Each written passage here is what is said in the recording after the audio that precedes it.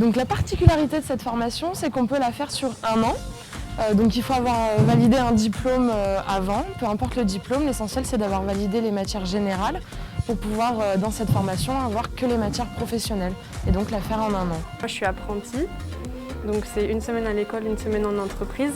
Je suis partie 1 an à l'étranger pour faire une année de césure et après je suis revenue dans le design à Saint-Étienne, dans le design d'espace.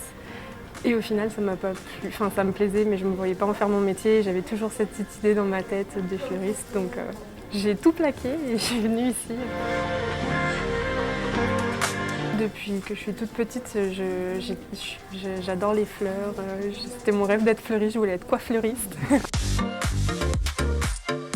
On a des gens qui viennent de tourisme, on a une ancienne comptable, on a tous les âges, donc tous les parcours sont très différents suivant les âges.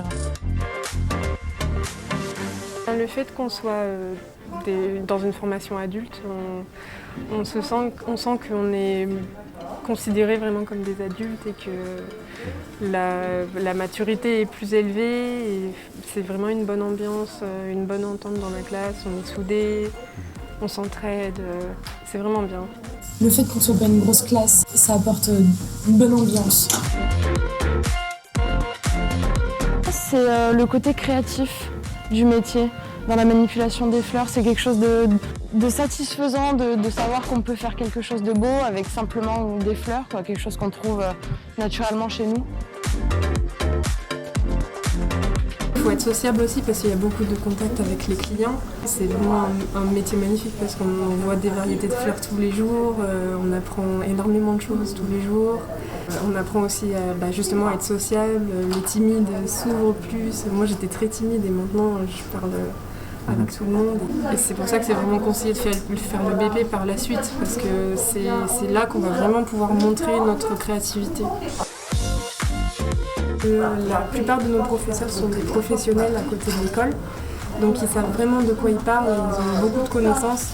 Donc quelle que soit la question qu'on posera, même si c'est pas au professeur qui on a en cours, on trouvera toujours la réponse quelque part. En CAP, ils veulent des bouquets ronds et parfaits. CAP.